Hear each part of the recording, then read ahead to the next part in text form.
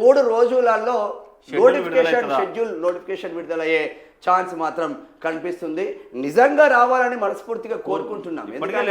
ఇప్పటికే దాదాపు 2 సంవత్సరాలు అవుతుంది, పాలన పడికేసింది. కేంద్రం నుంచి రావాల్సిన గ్రాంట్లన్నీ అమలుకు నోచుకోలేని పరిస్థితి, సర్పంచులు లేని పరిస్థితి, కార్యదర్శులకే ఇష్టారాజ్యం అయిపోతుంది, కార్యదర్శి ఏం చెప్తే అదే అయిపోతుంది.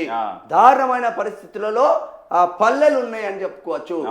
తెలంగాణ రాష్ట్రంలో కాంగ్రెస్ ప్రభుత్వం వచ్చి 21 నెలలైన సందర్భంగా అట్లీస్ట్ 1 పైసా కూడా విడుదల చేయని పరిస్థితి. పల్లెలకు దారుణమైన పరిస్థితులు ఉన్నాయి పల్లెలలో. మరి ఇప్పటికైనా విజయదశమి సందర్భంగా మీరు షెడ్యూల్ ఇస్తే మంచిదే. మళ్ళీ ఇది ఇచ్చి స్థానిక సంస్థల ఎన్నికలకు పోవాలి, 42% బీసీలకు ఇవ్వాలి. మరి ఈడ మంచిగానే 42% బీసీలకు ఇవ్వాలని మంచిగానే అనుకుంటున్నారు. ఎట్లు ఇస్తారు? 9వ షెడ్యూల్ ఆర్డినెన్స్ తీసుకురాకుండా 9వ రాజ్యాంగబద్ధమైన 9వ షెడ్యూల్లో అమలు కాకుండా మీరు ఎలా ముందుకు వెళ్తారు? ప్రత్యేక జీవో ఇస్తే తాత్కాలిక జీవోనే కదా. బీహార్లో ఏమైంది, మహారాష్ట్రలో ఏమైంది, ఒరిస్సాలో ఏమైంది, గత 10 రాష్ట్రాలలో ఏమైంది? అదే మనకు జరుగుతుంది కదా, అది మనకు వర్తిస్తుంది కదా. బీహార్లో పెట్టి ముందుకు వెళ్ళిన తర్వాత బీహార్లో కొట్టేసిన పరిస్థితి ఉంది కదా. మరి ఇవన్నీ సోయలేదా? అన్నీ తెలుసు సార్, మేము చేయాల్సింది మేము చేస్తాం. బీసీ ప్రజలు పిచ్చోళ్ళే కదా.